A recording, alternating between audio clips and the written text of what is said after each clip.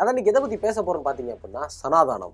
என்னடா அந்த வேலை எங்கே கேட்ட மாதிரி பார்த்தீங்க அப்படின்னா, அதாவது அர்ஜுன் அவர்களுக்கும் உதயநிதி அவர்களும் இதனால தான் ஒரு பெரிய பிரச்சனை ஒன்று போயிட்டு இருக்கு.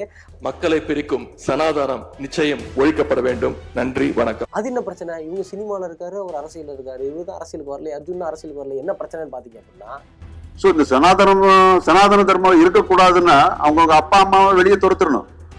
அதை பற்றி அந்த வீடியோ சொல்ல போகிறேன். ஸோ இதை பற்றி நீங்கள் தெரிஞ்சுக்கணும்னு நினச்சிங்க அப்படின்னா இந்த வீடியோ ஃபுல்லாக பாருங்கள். நான் உங்கள் விஜய் அபிஷேக், இது நம்ம ஜெம் டிவி.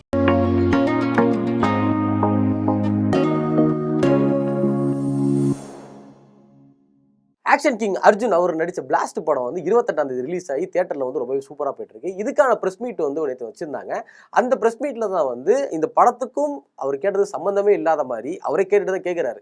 அதாவது இதுக்கும் இந்த படத்துக்கு சம்மந்தமே இல்லை, ஆனால் அர்ஜுன் அவர்களே உங்களுக்கும் இதுக்கு சம்மந்தம் இருக்குது. ஏன்னா நீங்கள் ஆக்ஷன் கிங் மட்டும் கிடையாது, நீங்கள் வந்து ஒரு ஆன்மீக கிங். ஏன்னா நீங்கள் நிறைய கோயிலில் கட்டி கொடுத்துருக்கீங்க, உங்கள்கிட்ட இந்த கேள்வி கண்டிப்பாக கேட்டே ஆகணும் அப்படின்னு சொல்லி ஒரு கேள்வி கேட்குறாங்க. அது என்னன்னு பார்த்தீங்க அப்படின்னா, அந்த சனாதானத்தை வந்து ஒழிக்கணும் அப்படின்னு சொல்கிறாங்களே, இதை பற்றி நீங்கள் என்ன நினைக்கிறீங்க அப்படின்னு சொல்லி கேட்டிருக்காங்க.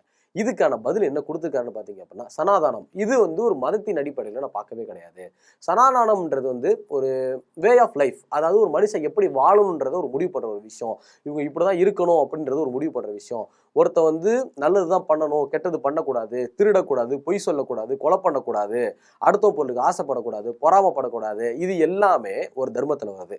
அதே மாதிரி இப்போ வந்து ஒரு குழந்தைய பெற்று வளர்த்து அவங்க அன்பை கொட்டி அவங்கள வளர்த்ததுக்கு அப்புறம் அவங்க வயசானதுக்கு அப்புறம் இந்த பையன் பெரிய பையனாக இருப்பான். அப்போ இவங்களை எப்படி பார்த்துக்கிட்டு இருந்தாங்களோ அதே மாதிரி அந்த பையனும் அவங்க அப்பா அம்மாவை பார்த்துக்கணும். இதுவும் ஒரு தர்மத்தில் வருது. ஒருவேளை இந்த சனாதானத்தை வந்து ஒழிக்கணும் அப்படின்னு நினைச்சிங்க அப்படின்னா, உங்களை பெற்று வளர்த்த அம்மா அப்பாவை தூக்கி வெளியே போடுறதா அர்த்தம். உங்களால் வெளியே போக முடியுமா அப்படின்னு சொல்லியிருக்காரு. அதாவது சனாதானத்தை ஒழிக்கணும் அப்படின்னா இவங்க சொன்ன ஒரு தர்மம், அதான் 2வது தர்மமாக சொன்ன அப்பா அம்மாவை வளர்த்த அப்பா அம்மாவை தூக்கி வெளியே போட முடியுமா அப்படின்னு சொல்லி அந்த கேள்வி கேட்டிருக்காங்க. இது வந்து முடியுமா அப்படின்னு சொல்லி கொஸ்டின் மார்க் கூட முடிச்சிருக்காரு. இதுக்கும் உதயநிதி ஸ்டாலினுக்கு என்ன சம்பந்தம்? எதுக்கு அவர் உள்ள வராருன்னு பார்த்தீங்க அப்படின்னா, அதாவது இங்கே ஏதோ ஒரு விஷயமே இருக்கு. அதாவது உதயநிதி ஸ்டாலின் அவர்கள் தான் வந்து இந்த சனாதன கொள்கையை வந்து கண்டிப்பாக உடைச்சே ஆகணும், ஒழிச்சே ஆகணும் அப்படின்னு சொல்லியிருக்காங்க. அதாவது இந்த சனாதன தர்மத்தை வந்து கண்டிப்பாக ஒழிச்சே ஆகணும் அப்படின்றவங்க சொல்லியிருக்காங்க. மக்களை பிரிக்கும் சனாதானம் நிச்சயம் ஒழிக்கப்பட வேண்டும். நன்றி, வணக்கம். சனாதன தர்மத்தை வந்து ஒழிக்கணும் உதயநிதி ஸ்டாலின் சொன்னாரா? எதுக்கு அவர் சொல்லணும்னு பார்த்தீங்க அப்படின்னா, இந்த சனாதானம் என்றது என்ன அப்படின்றத நான் சொல்றேன். சனாதானம் என்றது ஒரு அழியாதது அப்படின்னு ஒரு மீனிங் ஒன்று இருக்கு. அதே மாதிரி சனாதானம் என்றது வந்து நம்மளோட பல பாரம்பரியமான ஒரு ஹிந்து மத கொள்கை அப்படின்னு கூட சொல்லலாம். அதே மாதிரி வந்து பார்த்தீங்க அப்படின்னா, அழிக்க முடியாத தர்மம், அழிக்க முடியாத ஒழுக்கம் அப்படின்ற மாதிரி ஒரு மீனிங் ஒன்று இருக்கு. அதே மாதிரி காலம் கடந்து தொடரும் ஒரு வாழ்க்கை முறை அப்படின்ற மாதிரி ஒரு மீனிங்கும் ஒன்று இருக்கு. அதாவது இந்த இடத்துல வந்து எது வந்து நம்ம நோட்டீஸ் பண்ற மாதிரி இருக்குன்னு பார்த்தீங்க, அதாவது பாரம்பரிய ஹிந்து மத கொள்கை அப்படின்னு நான் சொன்னல, இந்த பாரம்பரிய ஹிந்து மத கொள்கையை தான் வந்து திராவிட கட்சிகள் வந்து எதிர்த்துட்டு இருக்காங்க. அதாவது திராவிட கட்சிகளை பொறுத்த வரைக்கும் கடவுள்ன்ற ஒரு விஷயமே இல்லவே இல்லை அப்படின்றத அவரோட கொள்கை.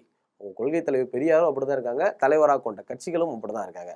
அப்படி பார்த்தோம் அப்படின்னா இவங்க தான் டோட்டலாக வந்து உதயநிதி ஸ்டாலின் அவர்கள், அதாவது 2026க்கு முன்னாடி அவங்க தான் ஆட்சியில் இருந்தாங்க. அந்த ஆட்சியில் இருக்கிறப்பவே சட்டசபையில் வந்து அதிகமாக சொன்ன வார்த்தை என்னன்னு பார்த்தீங்க அப்படின்னா, அதாவது இந்த சனாதன தர்மத்தை வந்து ஒழிக்கணும் அப்படின்றதான் ஒரு ரிப்பீட்டடாக சொல்லிட்டே இருந்தது. அதாவது எப்படி டெங்கு, மலேரியா, கொரோனாவெல்லாம் ஒழிச்சோமோ அதே மாதிரி சனாதனத்தை வந்து ஒழிச்சே ஆகணும் அப்படின்ற மாதிரி நிறைய வாட்டி குரல் கொடுத்துருக்காங்க. முன்னாடி தானே கொடுத்தாங்க, இப்பயா கொடுத்தாங்கன்னு பார்த்தீங்க அப்படின்னா, அதே மாதிரி கடைசியாக நடந்த சட்டசபையில் இந்த சனாதனத்தை ஒழிக்கணும் அப்படின்ற மாதிரி குரல் கொடுத்துருக்காங்க. இப்போ இந்த கேள்வி வந்து கரெக்டாக வந்து அர்ஜுன் சார் கிட்ட போயிடுச்சு. ஏன் அப்படின்னா இது எல்லாருமே புரிஞ்ச வரைக்கும் அவங்க வந்து மத அடிப்படையில் தான் பார்க்குறாங்க. அதுதான் வந்து ஆரம்பத்தில் என்ன சொல்லிட்டாருன்னா, நான் இது மத அடிப்படையில் பார்க்கல, இது வந்து வாழ்க்கை முறையாக தான் பார்க்குறேன். சனாதனம் அப்படிங்கிறது இட்ஸ் வே ஆஃப் லைஃப். எப்படி நம்ம வந்து நடந்துக்கிறோம், வாழ்க்கையில் எப்படி இருக்கணும் அப்படிங்கிறது. தப்பு தண்டை பண்ணக்கூடாது, திருடாத, இன்னொருத்தன பொருளுக்கு ஆசைப்படாத அப்படிங்கிறது கூட சனாதன தர்மத்தில் ஒன்று. ஓகே, வயசா நம்மள எவ்வளோ நம்ம குழந்தைங்களா இருக்கும்போது தாய் தகப்ப எவ்வளோ அழகா நம்மளை பார்த்துக்கிட்டாங்க.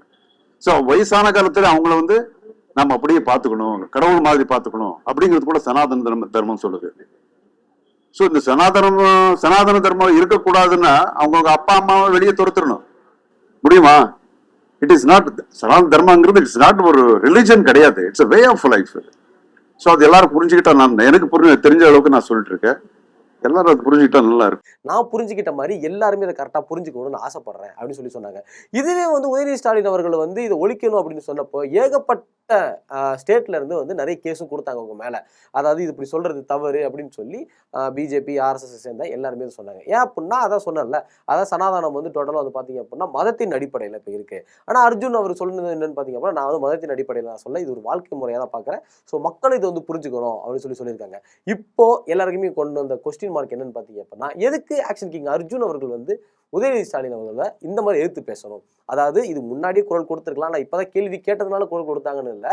ஆனால் இது டோட்டலாக அட்டாக் பண்ணுறது வந்து உதயநிதி ஸ்டாலின் அவர்கள் அட்டாக் பண்ணுற மாதிரி இருக்கு. இதை ஒழிக்கணும் அப்படின்னா அப்பா அம்மாவை தூக்கி வெளியே போடுற மாதிரி இருக்கு. அப்போ நீங்கள் பண்ண முடியுமா உங்களால் அப்படின்னு சொல்லியிருக்காங்க. இந்த சனாதானத்தை பற்றி நீங்கள் என்ன நினைக்கிறீங்க அப்படின்றத மறக்காம கமெண்ட்ஸில் கமெண்ட் பண்ணிட்டு போங்க. இந்த மாதிரியான இன்ஃபர்மேஷன் தெரிஞ்சுக்கணும்னு நினச்சிங்க அப்படின்னா மறக்காம ஜெம் டிவியை சப்ஸ்கிரைப் பண்ணுங்க.